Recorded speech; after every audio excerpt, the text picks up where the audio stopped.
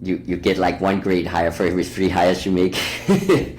As a founder, when you grow with a company, there'll be some areas that's easier to hire into that you've seen before and that you know, but you'll also constantly have areas where you have to hire someone for a role you yourself don't necessarily know super well and that you haven't had in the company before.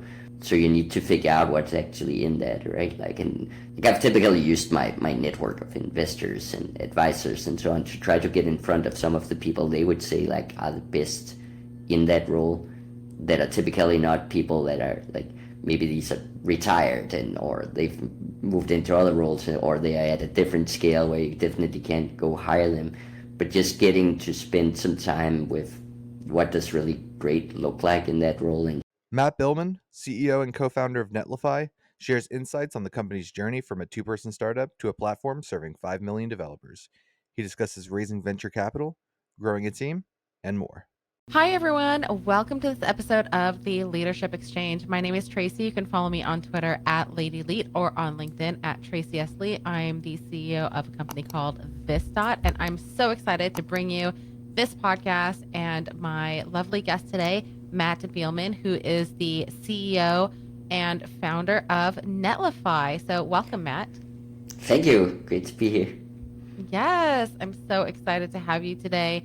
You have taken Netlify from a 5-person team to all of a sudden 5 million users, celebrating 5 million users.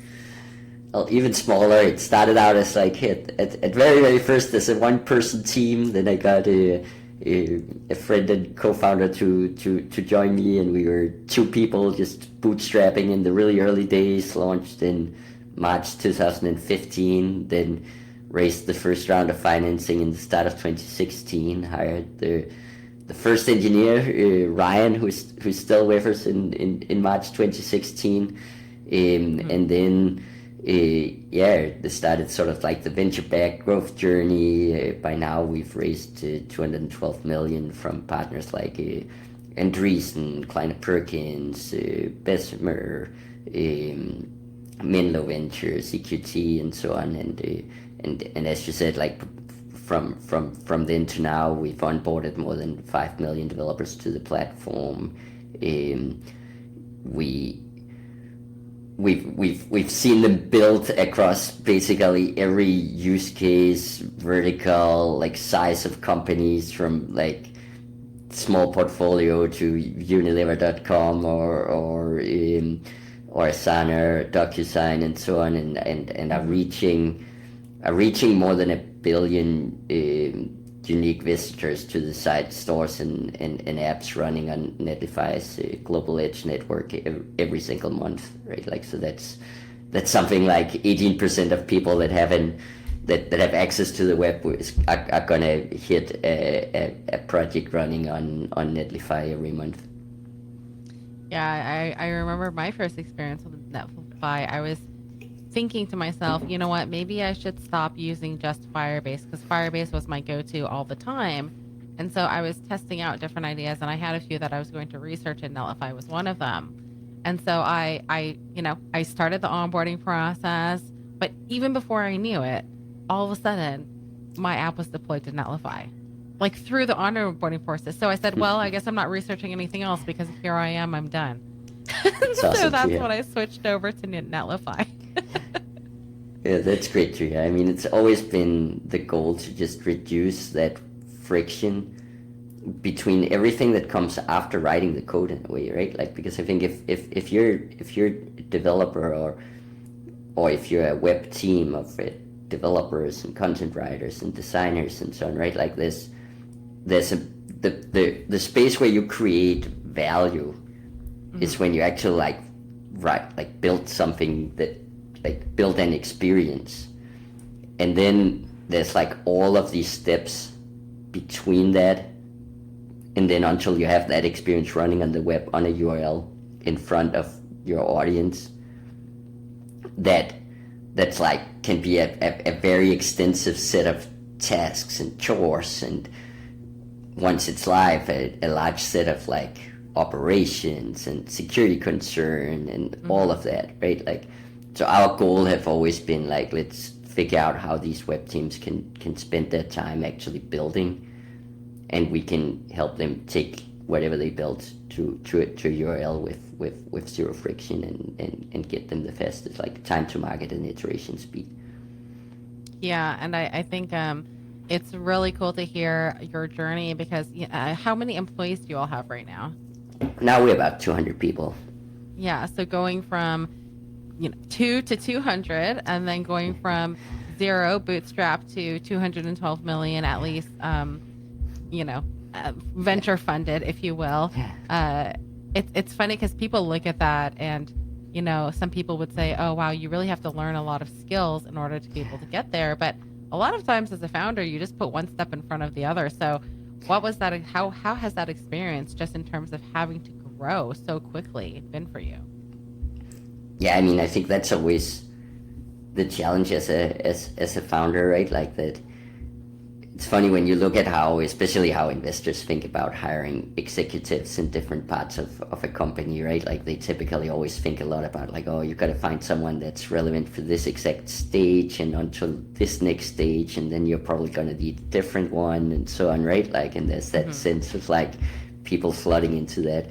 But obviously, as a founder, if you want to stay in control of the company and if you want to keep being a leader, you have to evolve across all of those stages. And what's required from you is very different. When on day one, when what was required to me was just like write all the code, talk to all the customers, do the support, figure out the finances, run the systems, build the operations, like do everything.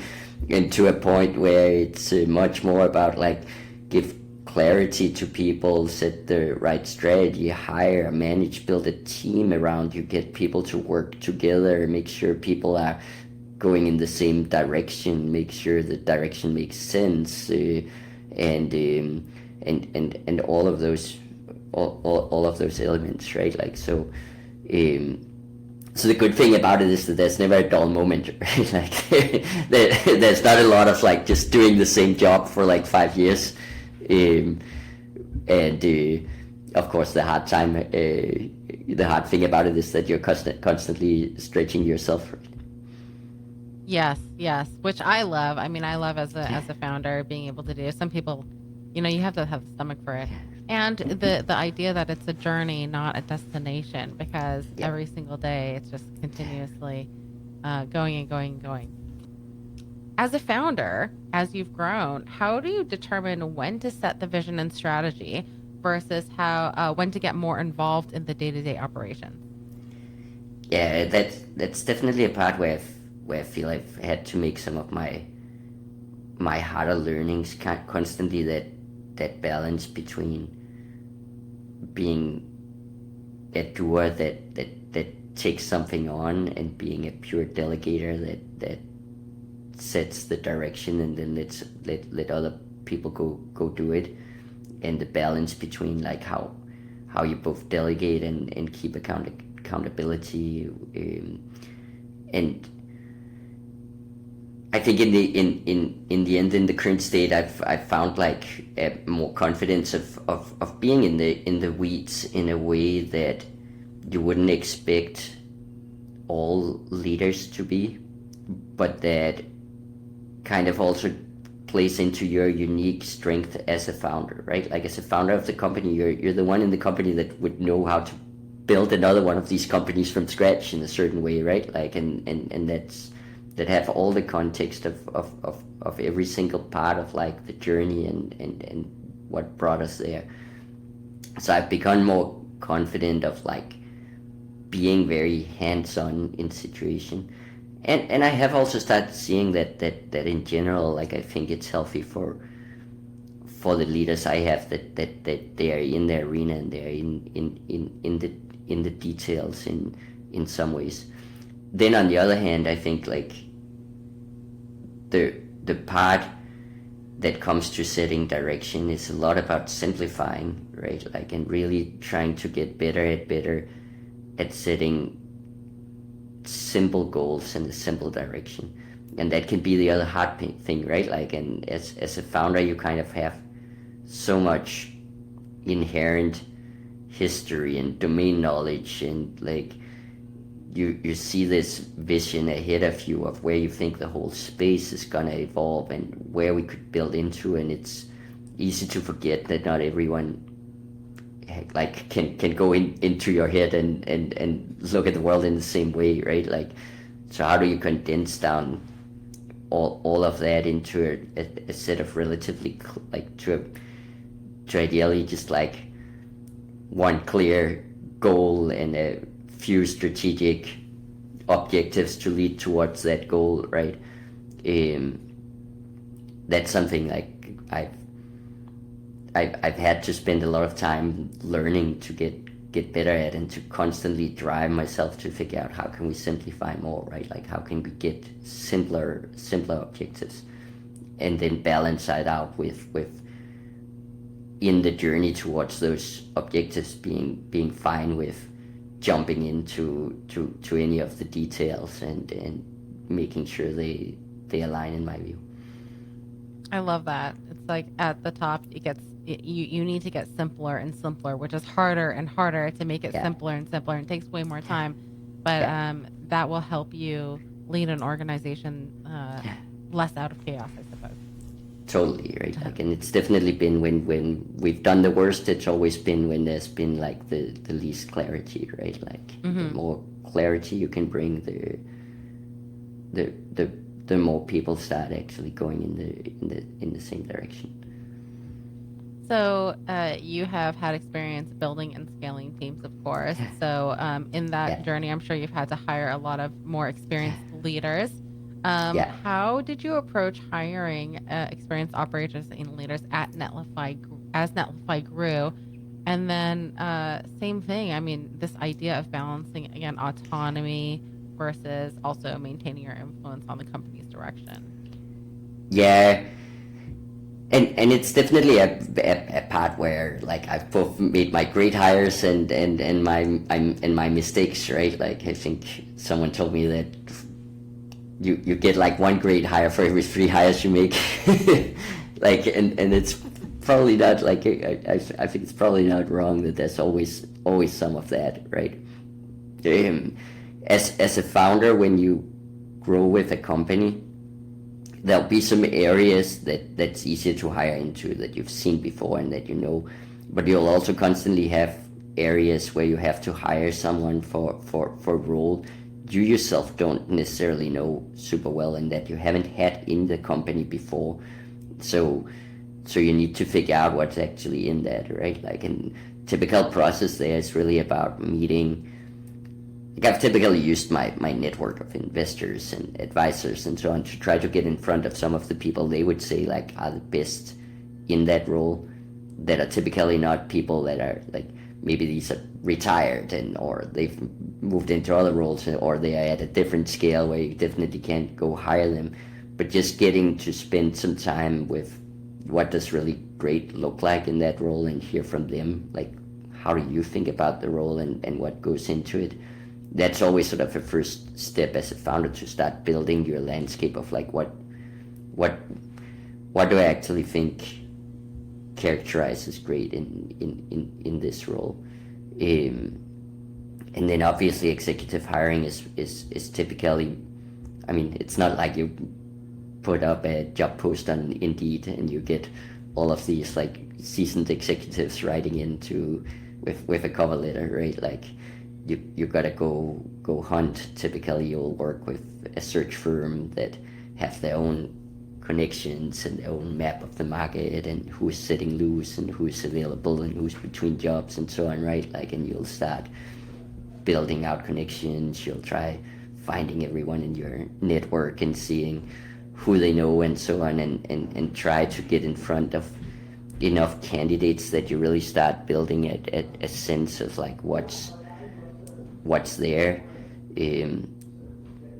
Try to focus a lot on also getting diversity in that candidate pool when we're running a process like that, because otherwise because I want to ideally hire like a diverse team, but also just from the other sense that I remember like in one search the recruiter was only putting like white males in front of me, and I just confronted them and were like, hey, what's happening here? And they were, oh yeah, but like the women leaders in this space, they're like really hard to get to, and there's not that many on the market. And so, and I was like, so you're telling me you can't get to the hottest candidates on the market? You're telling me you can only get to like the ones that are not that hard to get to? That doesn't sound like you're doing a good job, right? Like, so just from that sense of like, it's also a signal of are you actually getting the strongest candidate pool?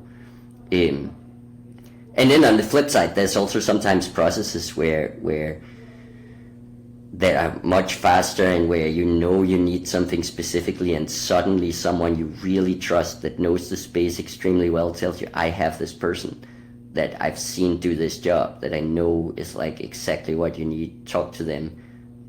And it's a completely different process than that like very wide search and longer period and time to calibrate and so on, where you suddenly have a moment where you gotta decide, am I gonna act on this or not? Because like these people are typically not like on the market for that long, right? Like, and where it's suddenly completely reversed, like, okay, I need to really fast build my like understanding of like this person and how it would fit in, and make a decision on like, do we jump and bring in someone great? Yes, I totally resonate with that, because I still remember this Amy. So my first investor at my last company told me, you need Amy. And Amy, I think, was working with I can't remember which boot camp type thing she was working with, but one in the Bay Area. And Amy came in, and Amy was the one, and it just completely changed everything. And that is amazing. I think also as founders grow, as companies grow, you have this balance of, or this choice, if you will, of hiring somebody who has lots of experience, has a great, resume. And then you have who, let's say, hey, we have aspirations to go from 200 to 500 people. We need to hire somebody who's seen this path, versus somebody who maybe is, hey, you know what, I've seen the path from 200 to 250. Who do you choose? You've probably had to make those decisions in the past. Which one has fit better? Yeah, that's a really good question, right? Like, because often investors will very much tend to have the view that you need really experienced operators that's definitely tried it before and so on.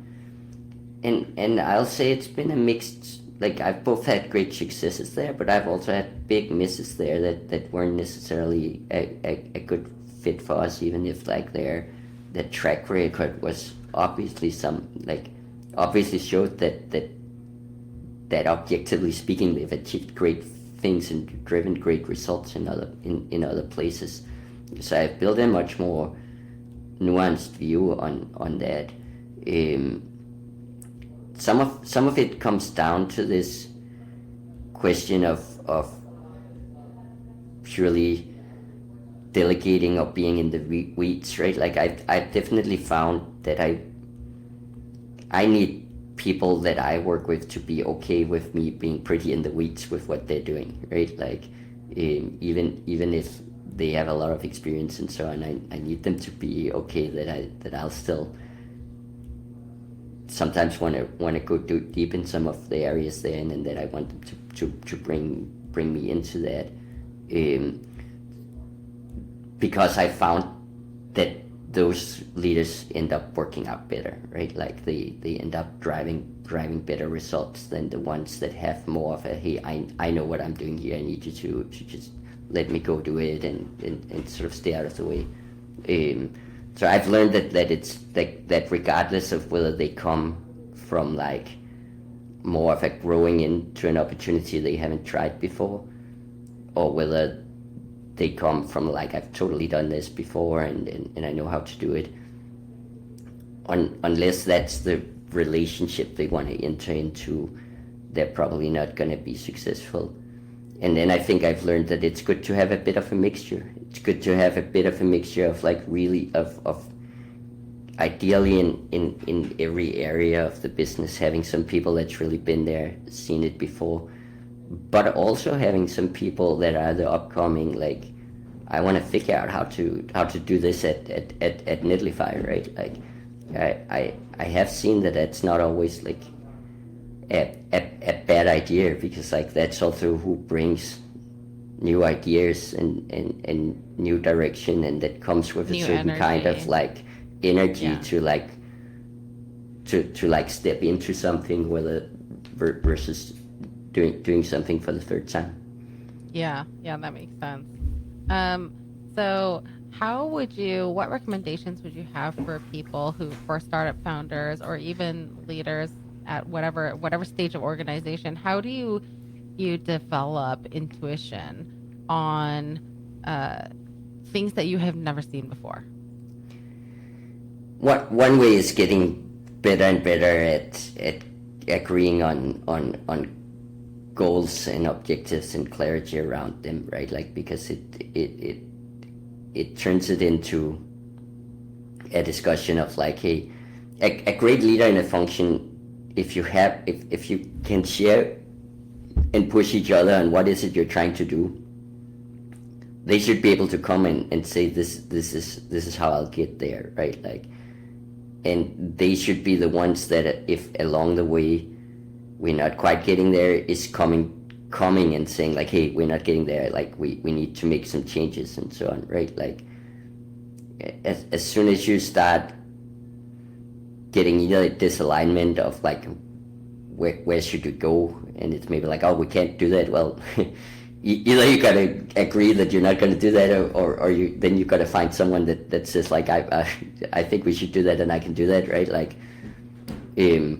or if you're starting to see that you're veering off course to hit those objectives and get to where you've agreed you want to be going, and the leader is not capable of coming back and re-articulating like, here's a plan for changing that trajectory, then you need to make a change, right? Like, and I think those are some of the things that I try to get better at, to remove some of the intuition piece from it and get more of like the solid piece in place. Now, outside of that, intuition is also really, really important, I think, right? Like, I've learned more and more how, like, I think having intuition is more about really letting yourself listen to the intuition and going deeper in it, and sometimes giving people a chance because of intuition, and being okay with them not fitting everyone's boxes, and other people thinking like, oh, this might not be right. If you have that intuition that I think this is someone I want to work with, or listening to any part of intuition that might sometimes be a warning signal on something where everything intellectually looks like this is just the perfect fit, and everything lines up. If there is some intuition that goes in that green, like, listening to it is typically always the right thing. Yeah, that makes sense. And I know you and I talked about this before, but this idea of trends in tech leadership. So was it this year that we had that Airbnb, something that came out of Airbnb that said product managers are dead? Yeah. And you kind of hear all these things going. But I think, we're seeing a shift more towards deeper involvement for engineering, for product leaders to be more deeply involved, if you will, versus more process oriented. How do you see this trend, and what are your thoughts on its impact?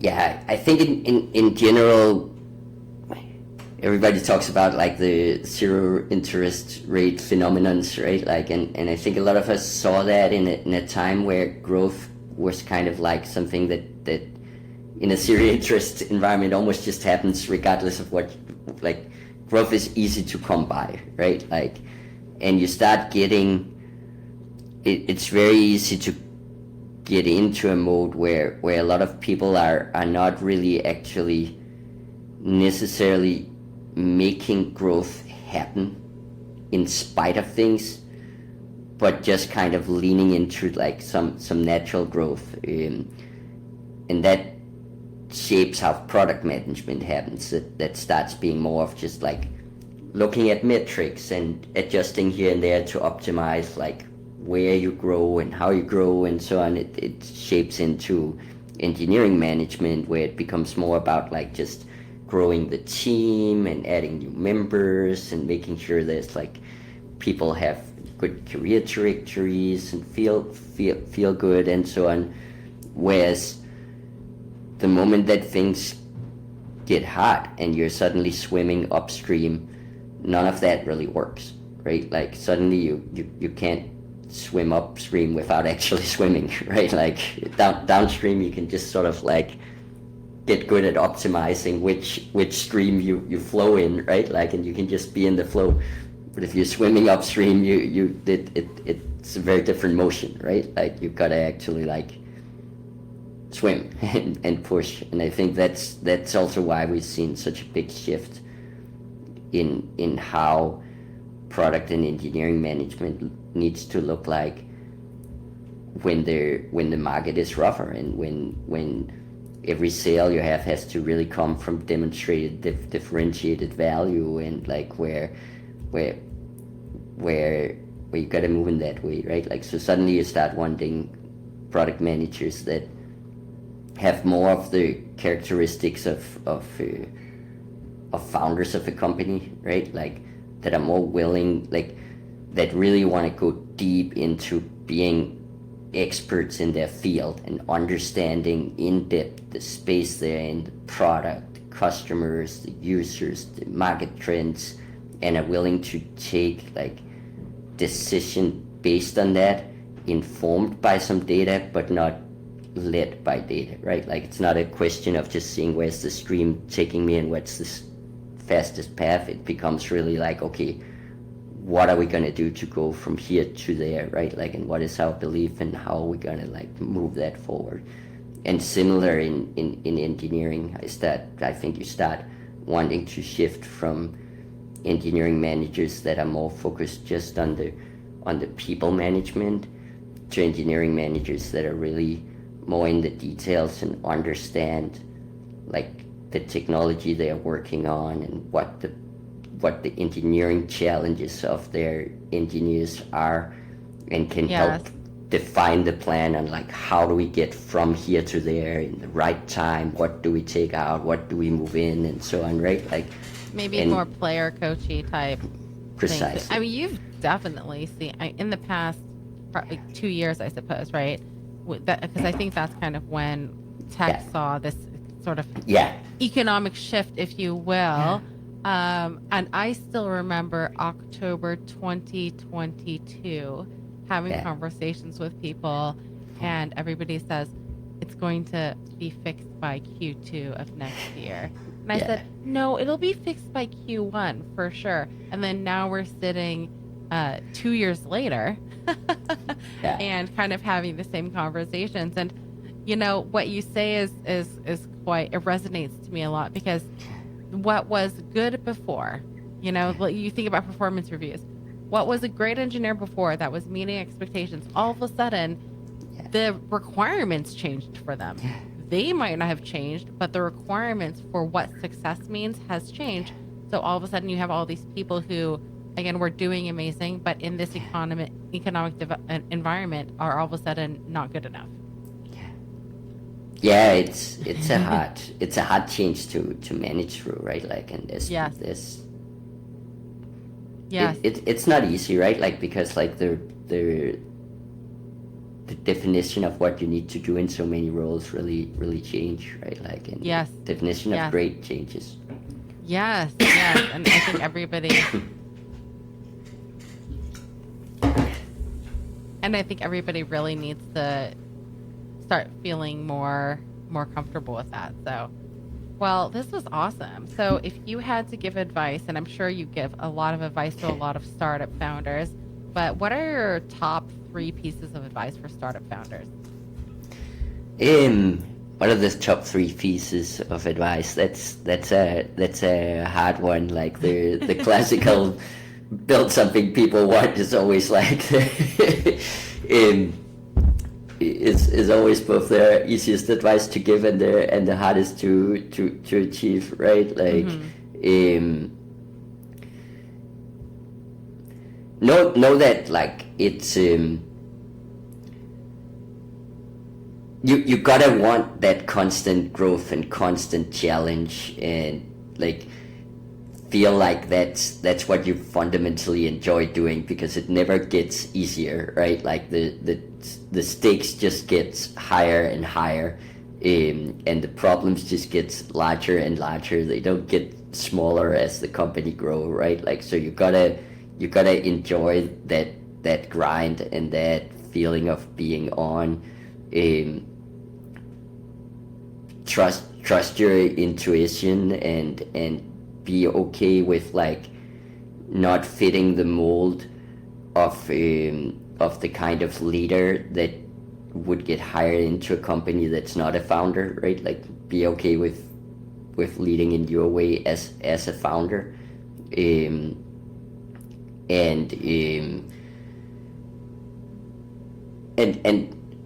if you want to make it, just don't let anything stop you.